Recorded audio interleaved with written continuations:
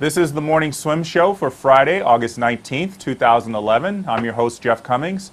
And today in the Finis Monitor, we have Alex Meyer, who is the first person named to the Olympic team for USA Swimming by virtue of his performance in the 10K swim at the World Championships. Alex joins us right now from his home in Ithaca, New York. Hey, Alex, welcome back to the show. How you doing? I'm doing well, Jeff. How are you? Doing awesome, thanks. So what's it like to now be called an Olympian? It feels good, man. Honestly, it's like it's been a lifelong dream for a long time, and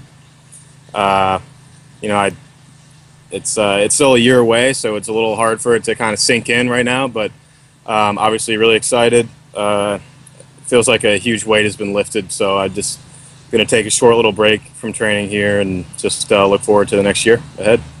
And just to remind our viewers, you qualified for the Olympics by placing in the top 10 at the 10K swim at the World Championships last month. Specifically, you placed fourth. What do you think about having that qualifying swim a year out from the Olympics? Yeah, I don't know. I mean, I have kind of mixed feelings about it, but I understand why they do it, just because, you know, the Olympic race is capped at 25 athletes, so they have to do the selection internationally. It's not like every country can just, you know, put in their one or two best. So I understand that that's how it is, but they also I think it's fair to only take the top 10, because chances are the top 10 a year out are still going to be, you know, at least the top 25, you know, when the Olympics come around. So you know, there's still 15 more spots that are going to be filled right before the Olympics. So I think the system is fine. Like a lot of us, I'm sure you wish Fran was swimming alongside you at the World Championships. Did you feel his spirit kind of guiding you along through that race? Yeah, absolutely. I mean, I think about him all the time, and you know, when I'm training and when I'm racing, and you know, I and the other athletes on the open water trips, like we really keep his memory alive when we're away and competing, and yeah, he's definitely a huge inspiration to me, both in life and death. So, yeah. Tell me about that 10K at Worlds. Did the race go as you had planned?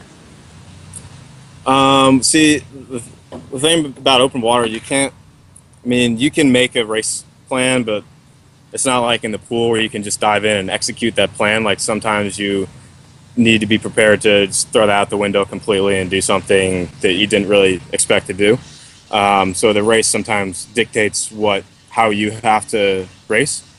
But, you know, I expected it to be a fast pace, and it was, but that's really all I expected, and it happened. So I think I raced well. Is that what draws you to open water swimming, the unpredictability of it? I think that's partly it. Also the fact that it's just purely a race. It doesn't matter exactly how far you're going. It doesn't matter how long it takes you to get there. It's just there's a finish pad. You all the way down there, 10K or so. First one to get there wins, ready, set, go, and that's it. And I think that's really awesome. And I also always secretly kind of wished I played a contact sport, like when I was growing up. So that open water also kind of fills that void, I guess, in my life.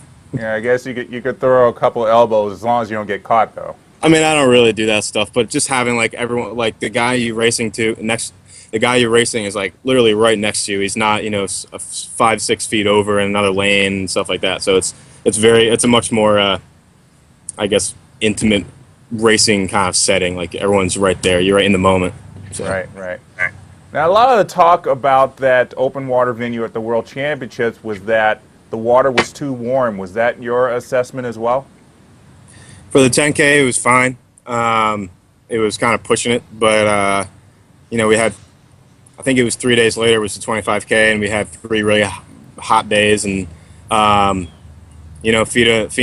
made a recommendation of 31 degrees, which they pretty much completely disregarded, and I decided before the race started not to swim. I didn't think it was safe. I didn't think anybody should swim, and it's like, how long before you learn your lesson, right? We had a tragedy one time, which shouldn't have happened in the first place, but it happened, and we're supposed to learn from it. But it's like, I think it was absurd and pretty, quite frankly, disturbing that race went on.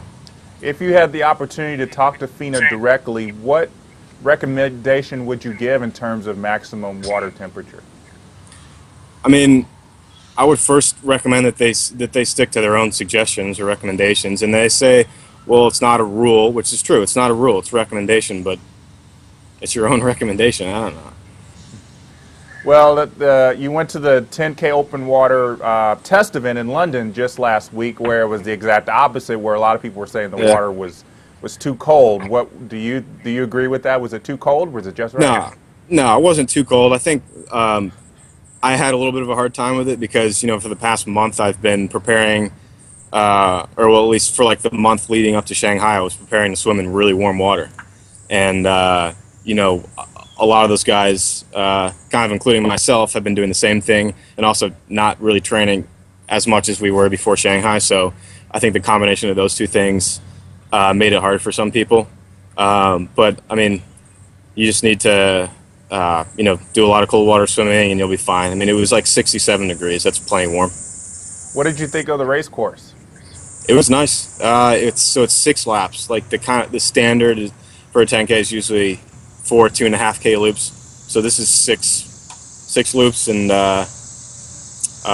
more buoys than usual, but it's not a difficult course, and they do a really good job. I think it's going to be an awesome event. The Olympics I think everyone's going to be really surprised at how exciting it is and how many people come to show up and watch. And I mean, there's a seated, ticketed venue for a few thousand people to watch, but there's also, it's in Hyde Park, which is a public park, so there's going to be just thousands of people lining the outside of the lake pond thing that they have in there. So I think it's going to be awesome. Yeah, you'll have spectators cheering you on every time you make a turn. Yeah. I can imagine, though, that having so many loops and so many turns makes it a little bit more of a tactical race instead of swimming so long in a straight line. Do you agree with that? Yeah, definitely, and that's where the experience comes in. And there's also both left and right hand buoy turns on this course, but still they still make it not that difficult to do. But definitely it makes it more tactical, and I think that having a smaller course with fewer number of laps, or with a greater number of laps, also kind of mixes it up a little bit, makes it a little more interesting. What is your training going to be like for the next 11 months in terms of how much time you're going to spend in the pool and how much you're going to spend in open water? Yeah, so I train at Harvard with my college coach. I swam there for 4 years, and Tim Murphy's my coach, and we train a lot in the pool when the weather permits, which is usually from about April to October if you have the stones for it. We swim up at Walden Pond. Actually, I got this shirt from one of the lifeguards there. So I made a bet. I told them before I went to Shanghai, if I make the Olympic team, they wouldn't give me a shirt at first, which I was a little annoyed about, but I said, what if I make the Olympic team, can I get a shirt? And they said, yeah, fine. So anyway, we train up at Walden Pond, which is like, the Walden Pond with Thoreau. Went into the woods for a couple of years up there and wrote and stuff. So it serves a little bit of a different purpose for me than it did for him, but it's a really, really nice pond, and I really enjoy spending time there and also training there. But we do a lot of pool, especially in the winter when you can't really go outside and swim. Yeah. Are you going to be doing a lot of open water competitions leading up to the Olympics? Like traveling around the world and things like that? Yeah, I mean, I haven't sat down with Coach yet and really made a plan for the next year, but I'm definitely going to Pan Am's to swim the 10K. And I'll probably do at least one or two of the World Cups in the beginning of next year. So, I think yeah. I think that'll probably not only give you some experience, but I think it'll probably even help the exposure of the sport here in the United States to not only know that you're an Olympian already, people know who you are in the 10K in the open water community, but definitely give you that experience leading up to the Olympics.